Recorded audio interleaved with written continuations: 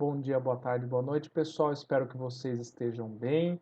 Hoje nós vamos continuar a aula passada falando sobre as operações com vetores. Bora lá.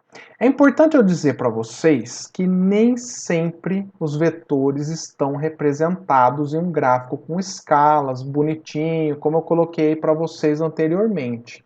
Eu coloquei desse jeito para tentar deixar o mais didático possível, mais fácil para vocês entenderem. Quando não é o caso, né, quando eu não tenho esses quadriculados, como é que a gente vai fazer tudo aquilo que eu ensinei para vocês?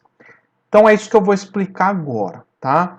Se eu quiser calcular, por exemplo, o módulo de um vetor A que está indicado, o que eu preciso para calcular o módulo desse vetor? Eu preciso conhecer as suas componentes, a x e a y. Se eu conhecer, vocês já viram, o módulo vetor é calculado por Pitágoras. Então bastaria eu fazer a raiz quadrada da soma dos quadrados das componentes. Beleza? Então até aí tudo bem. Agora veja, se eu tenho o vetor A e o seu módulo, e agora eu quero saber as suas componentes, como é que eu faço? Veja agora que a conversa muda. Eu não tenho mais os quadradinhos para contar as componentes, né? Então aí eu tenho que ter conhecido duas coisas. A primeira delas é o módulo do vetor, o tamanho dele, e o ângulo entre o vetor e um dos eixos, tá? Então isso é obrigatório para eu poder calcular as componentes indicadas aí, tá? E o que nós vamos fazer agora para determinar a técnica, né, é pegar o triângulo retângulo que está indicado aí e a gente vai aplicar as relações trigonométricas, seno e cosseno, para a gente determinar elas, tudo bem? Mas primeiro vamos relembrar rapidinho essas relações trigonométricas. Em um triângulo retângulo, o lado oposto ao ângulo de 90 graus é conhecido, é chamado de hipotenusa, H. O cateto oposto ao ângulo alfa dado é o que a gente chama de cateto oposto, CO. E por fim, o cateto ao lado do ângulo alfa é o que chamamos de cateto adjacente. As relações trigonométricas que vocês aprenderam na matemática lá do ensino fundamental são seno, cosseno e tangente. Sendo que para esse triângulo retângulo, a gente tem então seno de alfa é cateto oposto sobre hipotenusa, cosseno de alfa, cateto adjacente sobre hipotenusa, e tangente de alfa, cateto oposto sobre cateto adjacente. Para ajudar vocês a guardar essas equações, que são muito importantes, pensa assim, ó, seno, cosseno, tangente, corri, cagar, coca. Entendeu? Seno, cosseno, tangente, corri, cagar, coca. Beleza. Então agora vamos aplicar as relações trigonométricas para o nosso caso em que queremos determinar as componentes do vetor A. Então pensando nesse triangulinho em azul, né, que tem um ângulo dado alfa, se eu escrever a relação seno de alfa, o cateto oposto será AY e a hipotenusa o módulo do vetor A. Tá bom? Como eu quero AY nesse caso, né, que é a componente Y do vetor, eu passo o A multiplicando o seno alfa para obter AY igual a A seno de alfa. Agora, se eu aplicar o cosseno de alfa no triângulo, o cateto oposto será AX. Então, agora a gente isola o AX, que vai dar A cosseno de alfa. Agora eu vou passar um truque para vocês. E atente-se a isso, que você vai usar essa regra sempre para te facilitar a vida.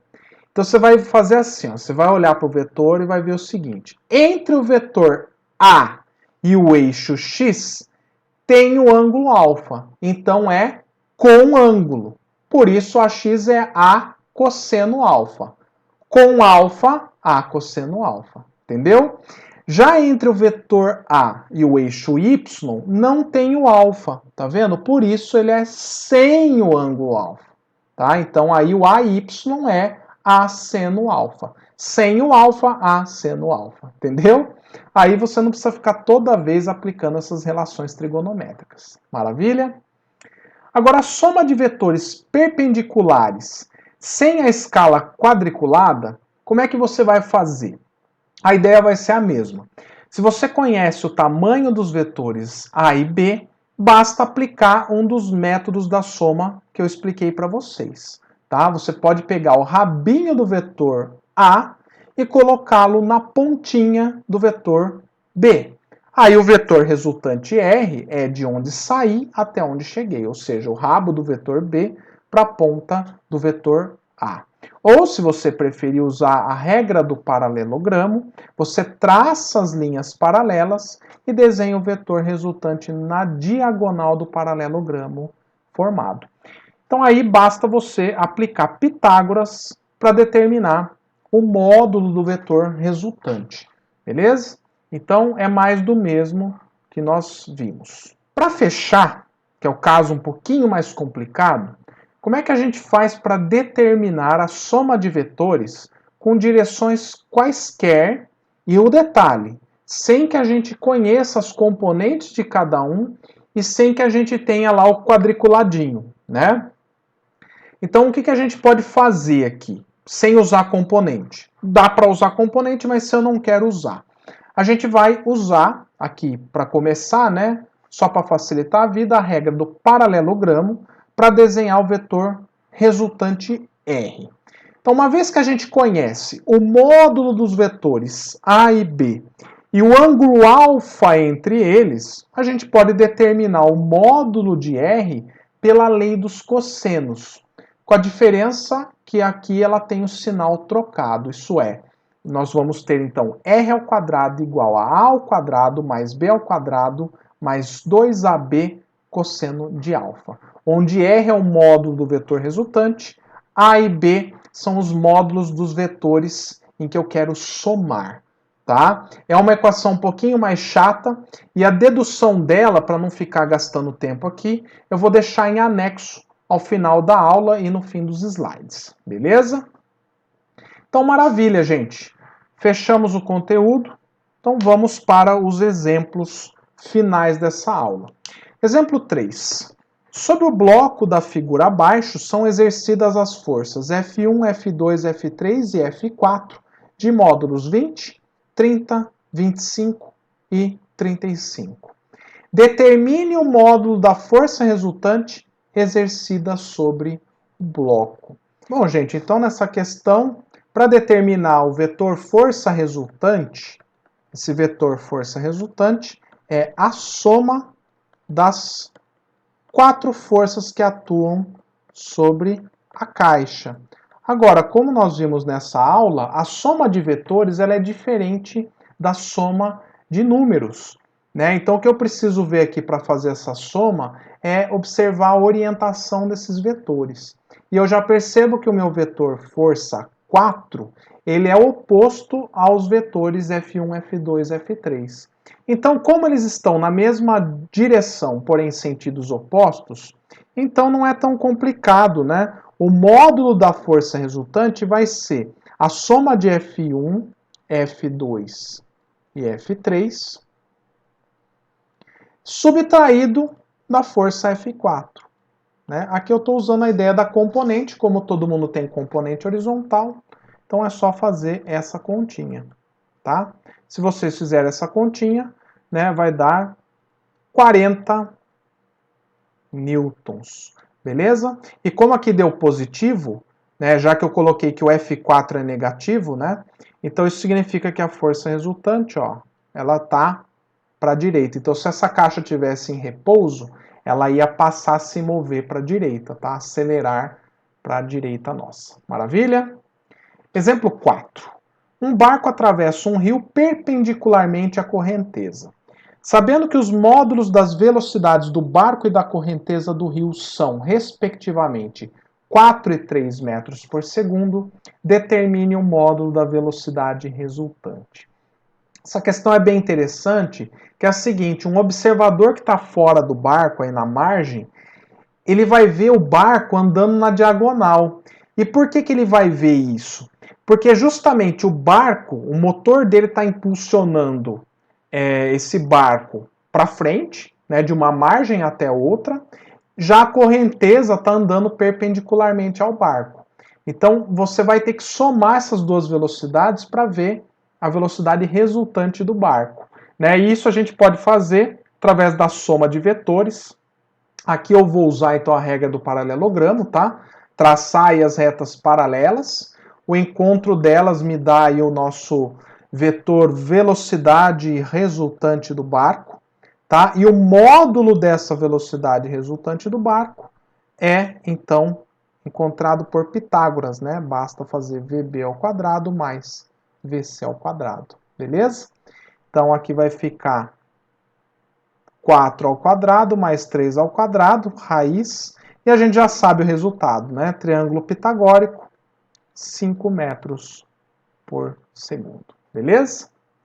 Exemplo 5. Na figura abaixo estão representadas duas forças, F1 de módulo 5 newtons e F2 de módulo 3 newtons, formando entre si um ângulo de 60 graus.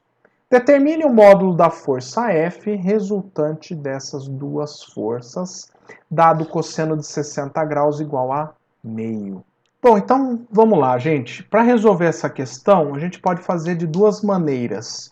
Ou aplica a lei dos cossenos, aqui para esses dois vetores, ou a gente decompõe o vetor F1 em x e y, soma a componente horizontal aqui com F2, e aí depois aplica um Pitágoras nos vetores. Eu vou deixar esse método aí para vocês e eu vou resolver pela lei dos cossenos, beleza? Então vamos lá.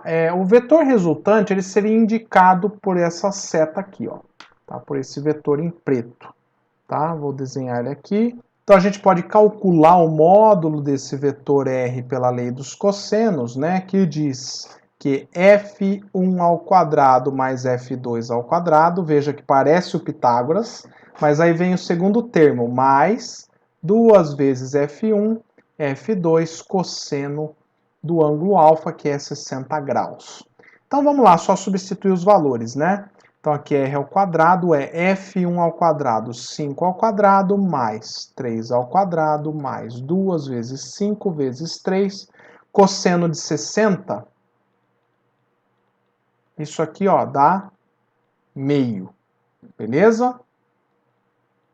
Então vamos lá, vai dar 25 mais 9 mais 3 vezes 5, 15, vezes 2, 30, vezes meio, 15. Então aqui vamos lá, 25 mais 15, 40 mais 9, 49, raiz de 49. Então o nosso módulo do vetor vai dar 7 newtons. Beleza? Então, como eu falei, eu deixo como exercício para vocês fazerem pelo método das componentes. Maravilha? Exemplo 6. Determine as componentes do vetor força F de módulo 20 newtons. Maravilha, como ele só quer as componentes do vetor F, então ele quer saber, ó, isso aqui, né, ó, e aqui. E aí eu vou chamar aqui de Fx e esse aqui de Fy, tá? E aí vamos usar lá a brincadeirinha que eu ensinei vocês, né? Ó, o Fx faz com F, ó, entre F e Fx tem um ângulo de 60 graus.